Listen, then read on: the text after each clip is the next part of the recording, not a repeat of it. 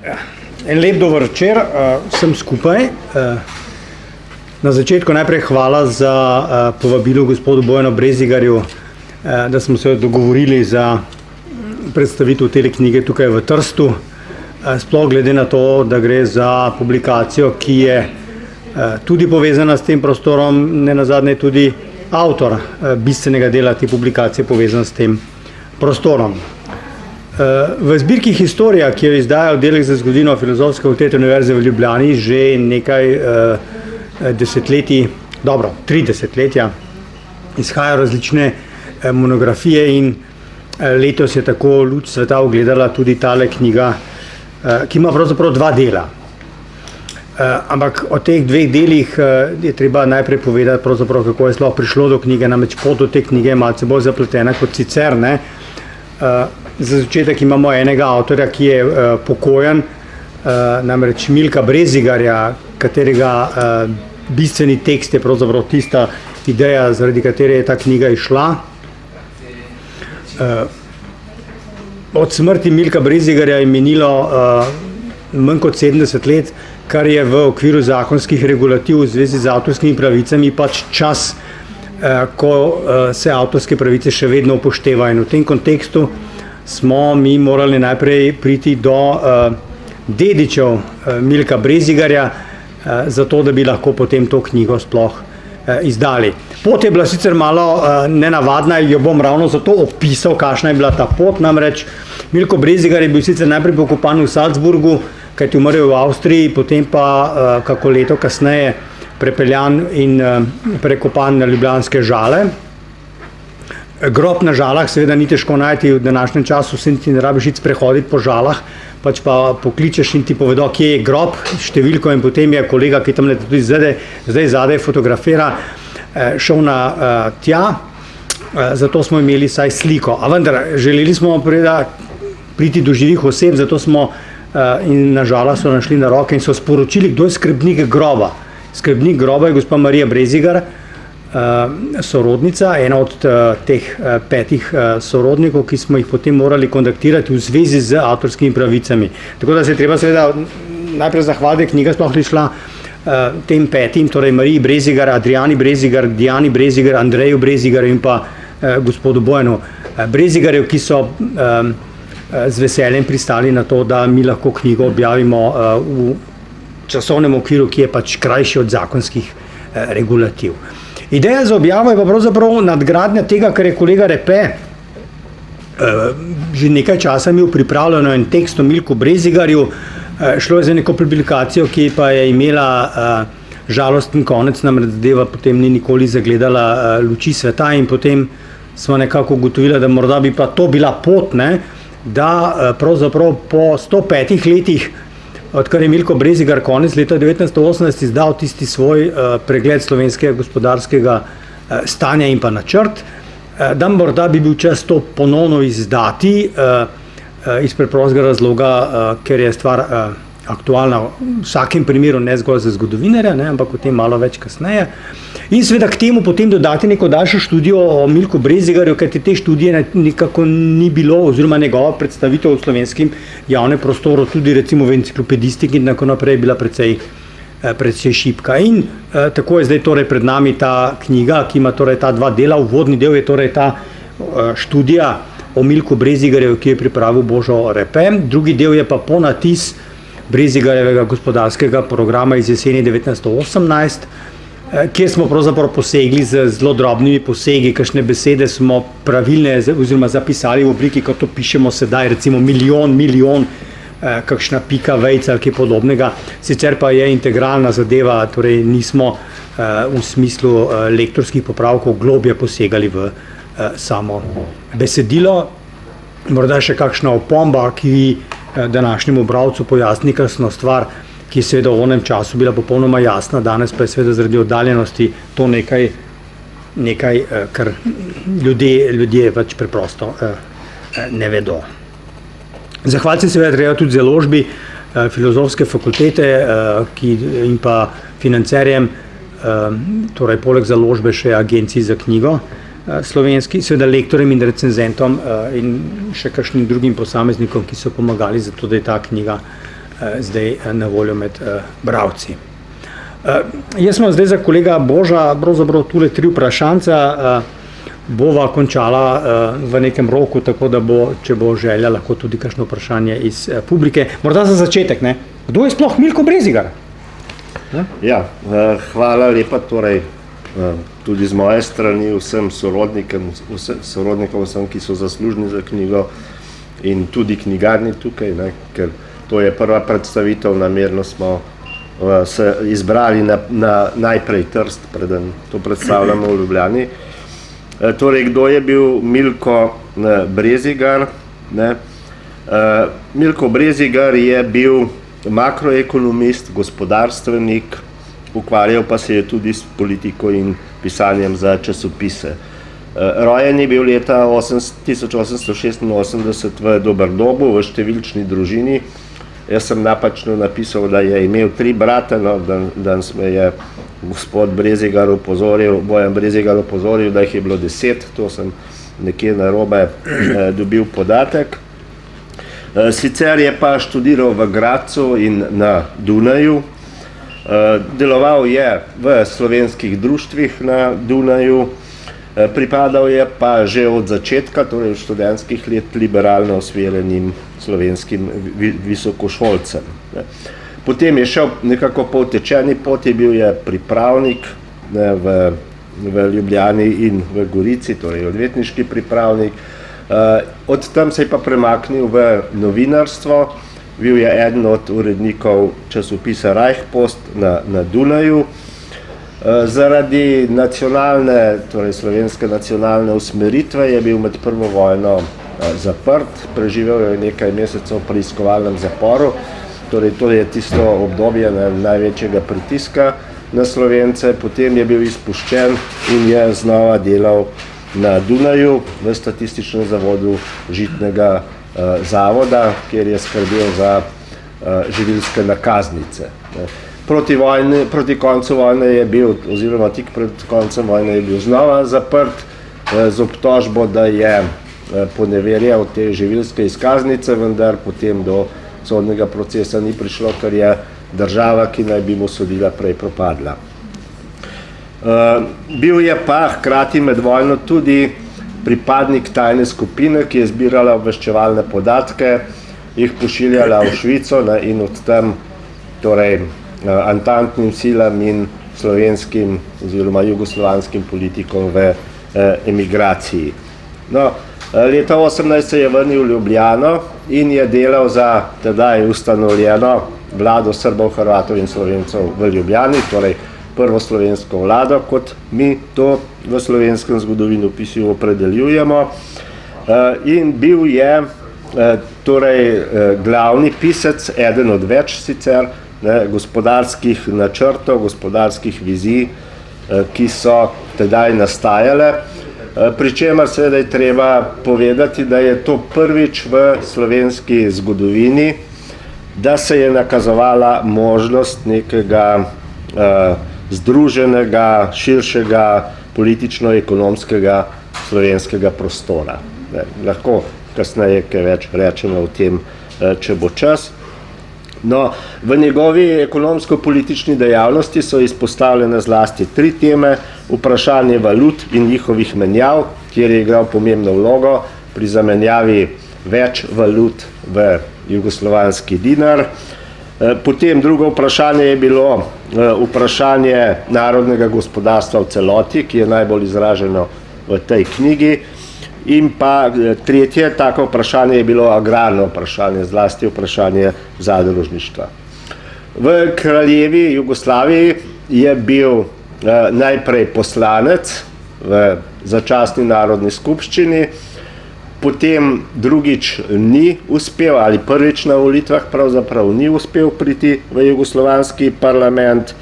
Okrog tega se je odvrtela cela afera, tako kot smo sicer vajeni tudi v novodobnem času z raznimi obtožbami, da je z obujanjem tega, da je poneverjal izkaznice na Dunaju in podobno. No, to se je potem končalo na koncu s poravnavo na sodišču, ampak pač ni bil izvoljen in potem se je ukvarjal predvsem z gospodarskimi vprašanji.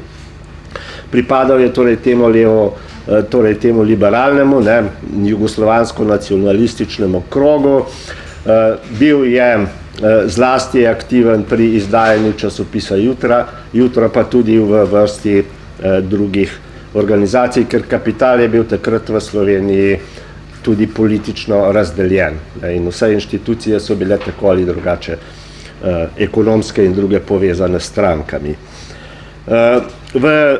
Pred začetkom druge svetovne vojne v zadnjih letih, torej druge svetovne vojne v Jugoslaviji, zlasti pa v času, ko se je vojna v Evropi že začela, je aktivno deloval za angleško obveščevalno službo, organiziral je torej finančne zadeve za dobavo orožja, streliva in podobnih zadev, ki so jih uporabljali za sabotaže. Te sabotaže so se pripravljale večinoma na vlakih, na jugoslovanskem ozemlju, torej eksploziv je pa potem eksplodiral, ko je bilo to že v Reichu, se pravi v Avstriji.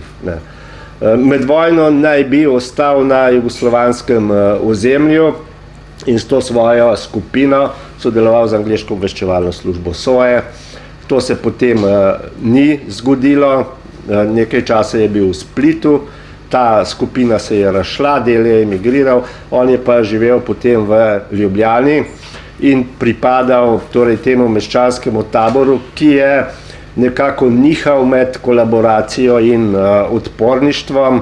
Osvobodilne fronte, nikoli ni vstopil v Osvobodilno fronto zaradi protikomunističnega sentimenta in nazadnje pravzaprav so torej do konca ostali v tem kolaboracionističnem taboru. On je sicer leta 1943 emigriral v Italijo, tukaj je deloval za begunsko vlado. Ko je prišlo do sporazuma Tito Šubašić, se je pa opredelil proti njemu, pač skupina slovenskih politikov pod vodstvom Miha Kreka je nekako pričakovala, da je ta Titova vlada začasna, da se bo vrnil kralj Peter in je v tem smislu delovala, ampak seveda brez uspeha, tukaj je šlo za zgrešeno oceno. On je potem emigriral v Avstrijo, živel v precejšnji revščini in nazadnje leta 1958 umrl. V Sloveniji je bil sicer obsojen po vojni na 10 let zapora in na zaplembo premoženja. To kazen so potem deloma ukinili. Dobil je tudi ponudbo v 50 letih, da se vrne, vendar iz previdnosti tega ni storil. Tako da je torej umrl v Avstriji. Po nekaterih podatkih naj bi pisal eno obširno knjigo o svojih pogledih na slovensko vprašanje in tudi sicer, ampak ta rokopis ni ohranjen, vsaj kolikor vemo, sorodniki ga nimajo, drugih virov nimamo na razpolago. Torej, to je, bi rekel na kratko, njegova biografija. Je pa seveda precej obširneje opisano v sami knjigi. Ja, zdaj nekih slovenskih analiz gospodarskega stanja iz tistega časa, to zdaj zgodovinarji kasneje so že analizirali gospodarsko stanje, ampak z tistega časa to, kar je on pisal leta 1918, pa tudi drugi, je pa pravzaprav en dober vir za tisti čas, ker so sicer različni viri pravzaprav za gospodarsko zgodovino nenavadno, izgubljeni, ni jih, torej nekih statističnih in drugih takih zelo specifičnih virov za gospodarsko zgodovino ni. Tudi v tem kontekstu je torej ta njegova analiza dobra. Kaj pravzaprav zdaj on, ker če gremo mi to gledati, to analizo, on tu natančno secira različne sfere gospodarstva, prihodke, recimo v rudarstvu, koliko česa nakopljamo, kam to prodajamo, kaj z tega naredimo, dobro, elektrika še ne, to je kar kasneje, ampak pa na drugih segmentih, hrana in tako naprej. Torej, on je zelo podrobno to razdelal. Kaj nam v bistvu ta njegov gospodarski program pove? A je to zdaj, koliko je tukaj kaj vizije za naprej? Pričemer ta vizija je morda pa še malo zanimiva v kontekstu prostora. Tole bi mogoče ne smela midva spustiti. Namreč mi smo v knjigi tudi objavili zemljevid, na katerem skušamo pokazati prostor, ki ga je Brezigar razumel kot prostor, ki ga bomo obvladovali. In je zanimivo za meni. Ja, torej najprej bi rekel to, izpostavil bi zlasti, da pomembno dejstvo, da je bil ta program sploh napisan. Bom potem kasneje v nekem zgodovinskem loku povedal na koncu, zakaj. Torej, da je nekdo zmogel tako daljnoviden napor, da je nekako segal prek dotedanjih idealiziranih in v veliki meri utopičnih pisanj o zedinjeni Sloveniji. Ker program Zedinjene Slovenije je bil, kakorkoli ga mi postavljamo, v tedanjem kontekstu nerealističen. Avstro-Ogrska je bila razdeljena na historične dežele. Od teh historičnih dežel so Slovenci imeli večino samo na Kranjskem. Zapravi, vsako združevanje, tako ali drugačno, tega ozemlja v neko slovensko nacionalno ozemlje je bilo, dokler je obstajala multinacionalna avstro-ogrska monarhija, utopično. Lahko bi govorili o neki kulturni avtonomiji, kot so to razlagali avstro-marksisti, v posameznih torej teh historičnih deželah in tako naprej. Ampak konec vojne je ponujal torej neko možnost, da vendarle pride do velikanskih sprememb. In tedanji, torej ti ljudje, vključno z Brezigarjem, ki so nekako razmišljali o tem, so imeli neko daljnovidnost, ki jo kasneje v zadnjem obdobju, na koncu 20. stoletja, precej pogrešamo. Torej, kot rečeno, o tem morda nekoliko kasneje, kolikor bo časa. Torej, drugo je pa to, kar si izpostavil, da je skušal torej to jugoslovansko Slovenijo, ki je bila takrat še precej imaginarna, bodočo jugoslovansko Slovenijo, nekako lucirati. In tukaj je izhajal iz tedanjih percepcij. Te percepcije so pa bistveno drugačne, kot so potem slovensko ozemlje začrtale povojne meje, torej zlasti seveda Rapalska pogodba, pa tudi Koroški plebiscit in ne nazadnje zasedba jugoslovanska vojaška zasedba Prekmurja. Takrat je bilo v ospredju slovenskih nacionalnih prizadevanj vprašanje Koroške. Koroška je bila za tedanjo politično generacijo, kar si danes težko predstavljamo, pravzaprav nekakšna zibelka slovenstva, nekak začetek slovenstva. To je vezano na Karantanijo, na ustoličevanje vojvod in tako naprej. Torej, če bi rekel pri spodobi, za Slovence tedanje generacije je bila Koroška nekaj takega, kot je Kosovo za Srbe. In veliko bolj so razmišljali o tem, kot o drugih delih ozemlja. Prekmurje sploh ni v zavesti in ga tudi ni v Brezigarjevem tem ekonomskem programu. Pri Trstu in pri Goriški jih on seveda obravnava, ampak in zlasti pri Trstu računa, da bo prišel v jugoslovansko Slovenijo, ima pa precej ekonomskih pomislekov. Izhaja iz tega, da je Trst pretežno italijanski, da Slovenci v njem nimajo velike ekonomske moči, čeprav se dvigajo, da ne obvladujejo ladjedelništva, da tega ne znajo, da ne obvladujejo zavarovalništva in vsega, kar je s tem povezano. Se pravi, če bodo hoteli, da bo Trst postal slovenski oziroma jugoslovanski, bo treba vložiti izjemno veliko napora in tudi usmeriti ljudi, da se bodo izseljevali, torej da se bodo priseljevali v Trst, ne pa tako, kot je pač značilno za slovenski prostor, množična izseljevanja na druge kontinente. Se pravi, tukaj ta percepcija je drugačna, kot jo imamo danes, vendar gre vseeno, jaz bi rekel kar pogumno dejanje, da ti skušaš do takih podrobnosti, kot si rekel, nekako izračunati ekonomske možnosti tega prostora, ali bo zmožen preživeti. Ali bo lahko imel ne samo možnost preživetja kar tako, ampak ali bo imel v nacionalnem smislu možnost preživetja. Ali bodo Slovenci, ki so tukaj sedaj podrejeni, postali vsaj enakopravni, če ne vladajoči, in bo njihov kapital zagotavljal, da bodo lahko preživeli.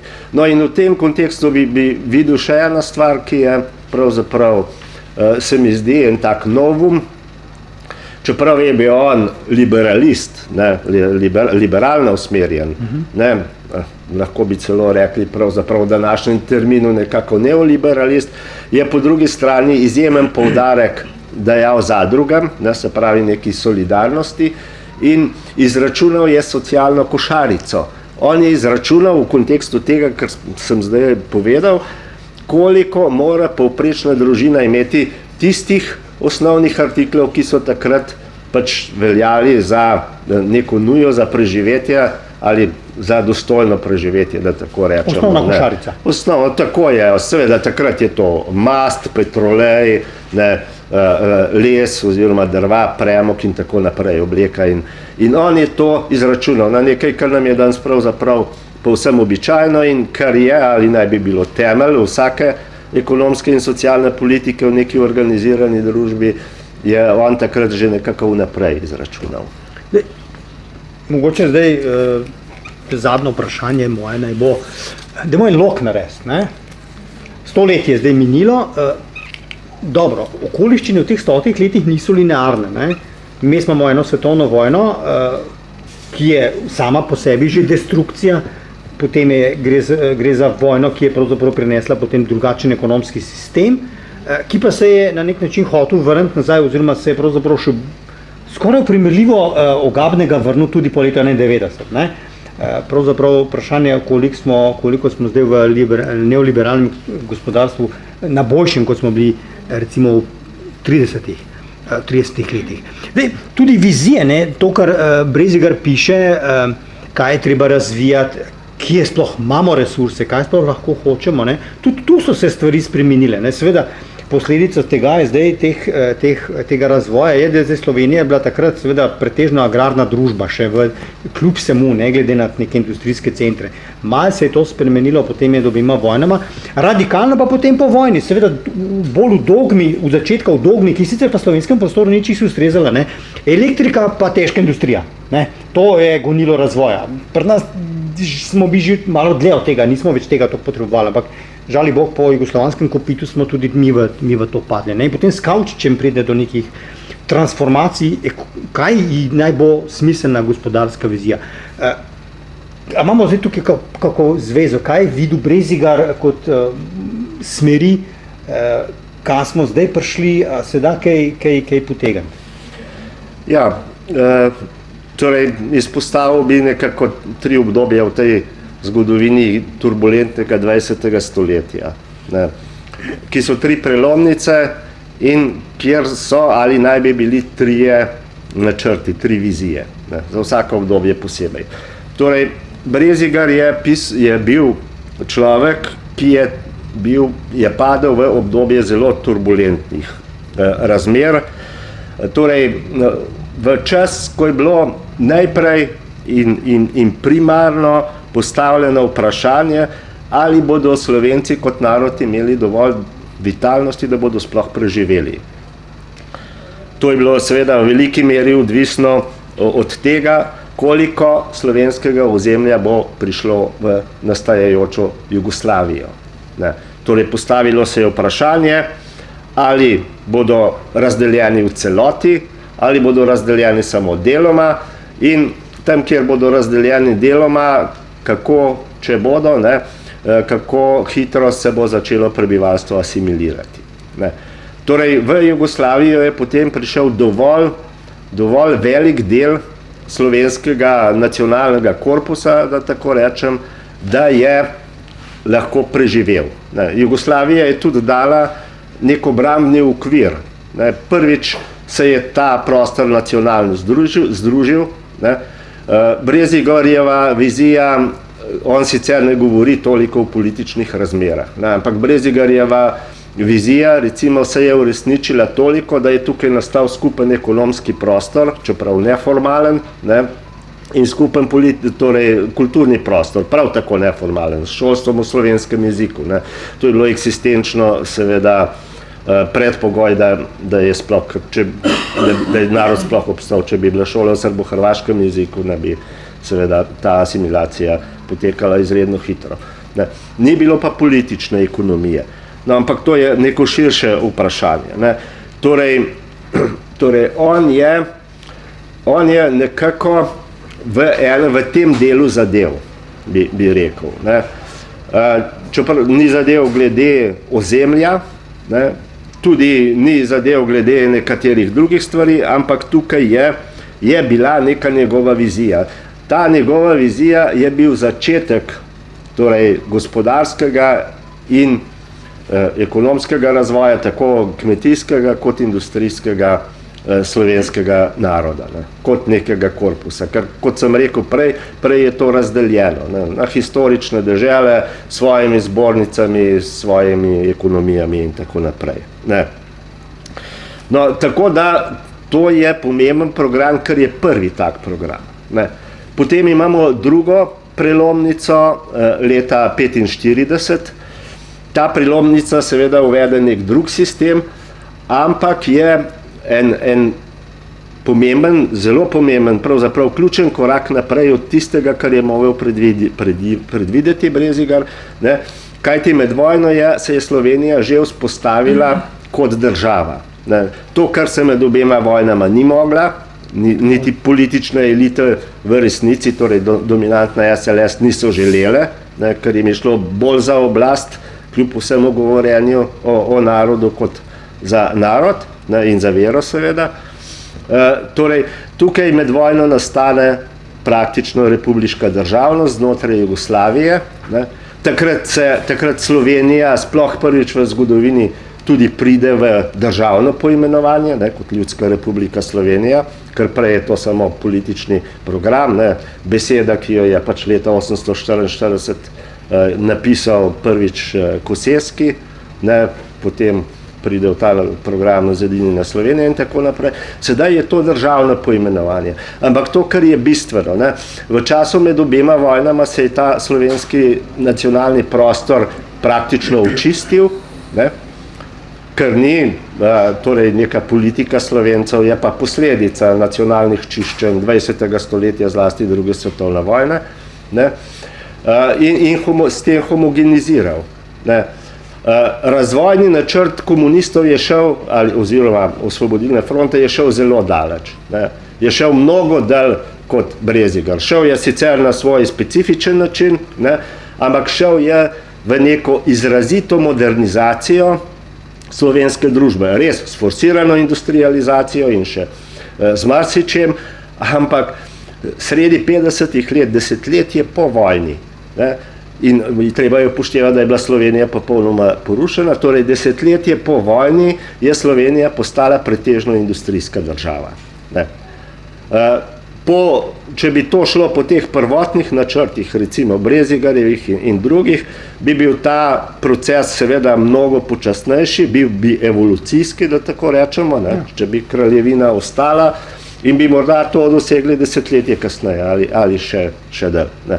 No, in če zaključim, torej vmes je točno to, kar si povedal, vmes to je stopnja nekega visokega razvoja, seveda z mnogimi stranpotmi, ki so vezane na težko industrijo, na to, da zaostaja vse drugo, infrastruktura in tako naprej, ampak pripelje do točke, ko v 60-ih letih Slovenija lahko razmišlja o postindustrijski družbi.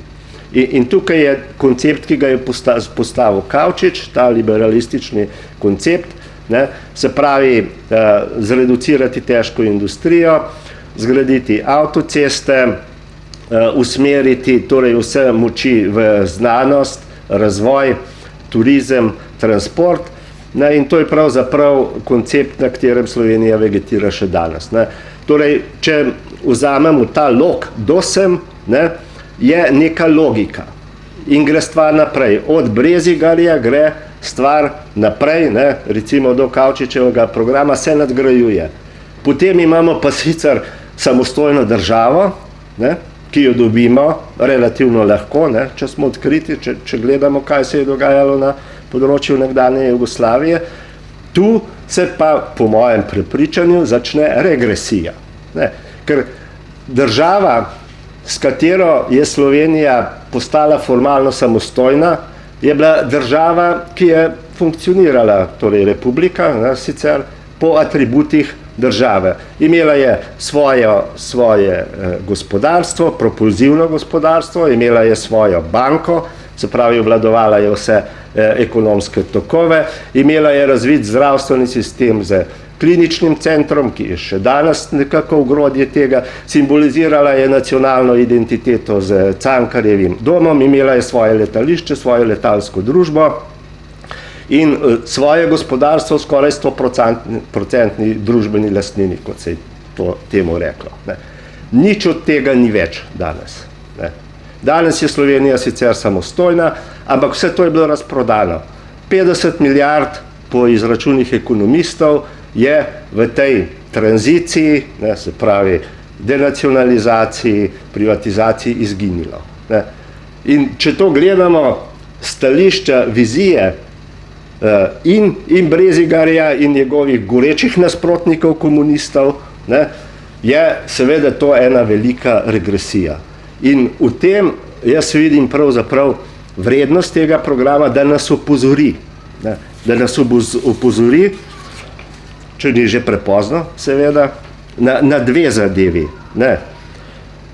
On je napisal 2 stavka, ki jih jaz tudi tukaj izpostavljam. On je takrat rekel, majajo se stebri političnega ustroja. S to največjo spremembo, kar jih je videla človeška zgodovina, se bodo začrtala tudi gospodarstvo nova pota. Stojimo pred velikim gospodarskim preobratom. Torej, popolnoma enaka situacija je danes, ali morda v marsičem še slabša. In on pravi še, in to je drugič, od nas bo odvisno, ali bo zgradba dobra ali slaba. Tega razmišljanja vi danes, po letu 1991, pri slovenskih politikih nimate. Ni vizije, je kalkulacija od enega političnega mandata do drugega ali še toliko. Je prepričanje, da temu konceptu, ki smo ga nekritično prevzeli, ni alternative. Je prepričanje, da pač je bilo neizogibno, da se je Slovenija, ki je imela neko precejšno prednost pred vzhodnoevropskimi državami, sedaj z njimi izenači, čeprav so bile mnogo manj razvite, ampak so nas vse dohitele, nekatere tudi prehitele, nekaj odstotkov BDP-ja gor ali dol, če stvari gledate razvojno. In drugič, kar je pravzaprav še bolj katastrofalno, v Sloveniji, pri slovenski politični eliti vlada prepričanje, da zgradba, o kateri je govoril Brezigar, ni odvisna od nas, da spet odločajo nekje zunaj, da je odvisna od Bruslja, in zato je bilo velikansko olajšanje, ko je Slovenija vstopila v Evropsko unijo. Ne zato, ker je bilo nujno, seveda, ker mi ne moramo preživeti brez Evropske unije, vsaj na približno tej ravni, kakršna je danes. Ampak zato, ker sedaj ni treba več imeti odgovornosti, vsaj oni tako percepirajo. Ker pač lahko znova se samo uresničuje na uradniški način nekaj, kar je bilo odločeno drugje. Se pravi, ni treba biti državnik, niti ne politik, dovolj je, da pač izvršuješ to, kar ti nekdo pač določi, dogovori, seveda eno so zakoni, drugo so seveda smernice in tako naprej, ampak v Sloveniji teh nijans praktično ni, samo da pride iz Bruslja, se je to vseh teh let od vstopa naprej uresničevalo. Torej ta prva generacija in druga generacija, ideološko popolnoma nasprotni, sta razmišljali popolnoma drugače. Tule lahko dodam samo, namreč ta teden je 80. obletnica Kočevskega zbora in lahko dodam samo 2 verziji stavka, ki je napisan na steni v Kočevju. Narod si bo pisal sodbo sam, ampak zdaj pa pravzaprav si je ne bo, ampak si jo je že napisal sam. Torej nimamo interesa po pisanju svoje zgodbe. Torej, problem pravzaprav je v tem, da gre med drugim za uzurpacijo prihodnosti. Generacije, ki so si po osamosvojitvi prisvojile politični prostor in odločanje, odločajo o generacijah, ki na to še danes ne morejo popolnoma nič vplivati. Ampak oni bodo dobili ostanke tega, ne, in bodo morali torej razmisliti o svojem preživetvenem in razvojnem konceptu popolnoma na novo. Ne. Saj se prebujajo počasi, ampak ta proces gre prvič počasi in kot rečeno, ogromno stvari je zamujenih, ne, in izpuščenih in nepovratnih. Ker je tudi sam sistem v Sloveniji, to ni neposredno povezano z Brezigarjem, ampak politični sistem v Sloveniji je zabetoniran. Se ne da nič spremeniti. Ne da se spremeniti volilna zakonodaja, ne da se spremeniti ustave, nič od nič. Da se samo majčkeno kupčevati sem in tja, pomalem. To je vse. Hvala lepa. Publika ima besedo. Izvolite, gospod Brezigar. Ja, najprej najlepša hvala za to publikacijo. Jaz mislim, da bi stric Milko zaslužil že dolgo, da se to objavi. Ne toliko zaradi vsebine, ampak tudi, da se pove nekaj o njem in njegovi osebnosti. Jaz sem ga srečal enkrat. Mislim, da je bilo to, sem v 4 ali 5 let, z mamo sva bila v Celovcu in en dan zjutraj je vzela vlak iz Celovca, šli smo v Salzburg in tam smo srečali tega gospoda, jaz se ne spomnim, kakšen je bil. Z mamo sta se pogovarjala, jaz seveda nisem razumel popolnoma nič. In potem sva prišla nazaj. In nisem ga več srečal. Vem, da v trenutku, ko je on umrl, je prišlo pismo sožalja mojemu očetu, ki je bil najmlajši brat njegov, tam je bilo 10 fantov v družini, Milko je bil najstarejši, moj oče je bil najmlajši, 21 let razlike med njima, je dobil sožaljno pismo iz urada kralja Petra, ki je takrat živel, bil še živ, je živel v Švici, v tujini. O njem dosti več ne vem, razen nečesa, kar sem počasi skonstruiral, tudi ko je moj oče umrl in sem pregledoval njegove papirje in sem ugotovil, da je moj oče dobil argentinsko državljanstvo. To je bilo takrat, ko je bil stric Milko v Rimu in je bil z njim tudi njegov nečak Zoran, oče teh Diane in Adriane, ki še danes živite v Argentini. In takrat je bila seveda nek pritisk s strani, rečemo katoliške, domobranske migracije, da čim več Slovencev gre v Argentino. Milko se ni odločil za to, moj oče se ni odločil, tisti papir, argentinsko državljanstvo, ki je dobil menda v Bariju, je ostal tam in mislim, da je še nekje med njegovimi papirji. Odločil se je Zoran, ampak prvič, ko je prišla Adriana na obisk, je slabo govorila slovensko in se je rekel, poslušaj, ampak otroci, to vse v Argentini, Slovenci zelo lepo govorijo slovensko, pravi, ja, oni, ampak moj oče me ni nikoli pošiljal k njim in je rekel, da se pazim, da ne smem hoditi tja. In tudi k njim ne smem hoditi, ker oni so bili komunisti, ti pa domobranci. Njen oče je bil človek iz kraljeve, mislim, zelo povezan s kraljevim establishmentem in z Jugoslavijo in tako naprej. In bil je tudi nekaj časa pri Plavi gardi, pri kraljevi gardi, takoj v začetku vojne, ampak potem se je od tega odcepil in dejansko stric Milko je zavrnil to možnost. Vem, da so ga domobranci snubili in vabili, da bi šel z njimi, ampak on ni hotel. In potem je končal dejansko v tem domu za starejše v Salzburgu in tam sva ga obiskala. Toliko glede te te okoliščine, ne, kam bi ga dali politično. Ne. Moj oče potem se s politiko ni hotel nikoli ukvarjati in je rekel, in je bil zelo žalosten, ko se nje začel ukvarjati s politiko, ampak nekako je to prenesel. Kaj bi še rekel? Jaz mislim, da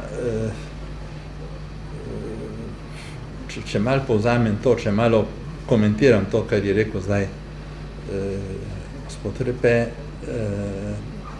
jaz se popolnoma strinjam. Slovenija je zašla na neko pot in jaz ne vem, če obstaja sploh izhod.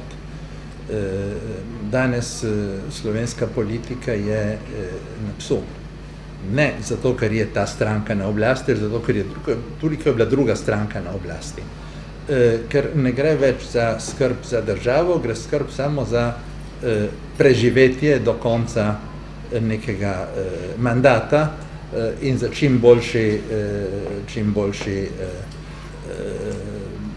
ne bom rekel zaslužek, ampak čim boljši status, no, da ga nekdo pridobi in da si potem nekdo išče neko drugo službo ali nekaj podobnega. In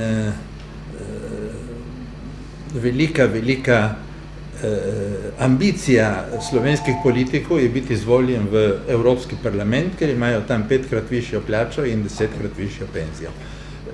In v Evropskem parlamentu, jaz sem veliko hodil v Evropski parlament, sem se ukvarjal z manjšinami, v Evropskem parlamentu ti posamezni Slovenci ne pomenijo nič. Tudi zato ne, ker skupaj ne delajo popolnoma nič. Ne govorijo med seboj, se sploh ne pogovarjajo. To je nekaj, česar slovenska politika ni razumela,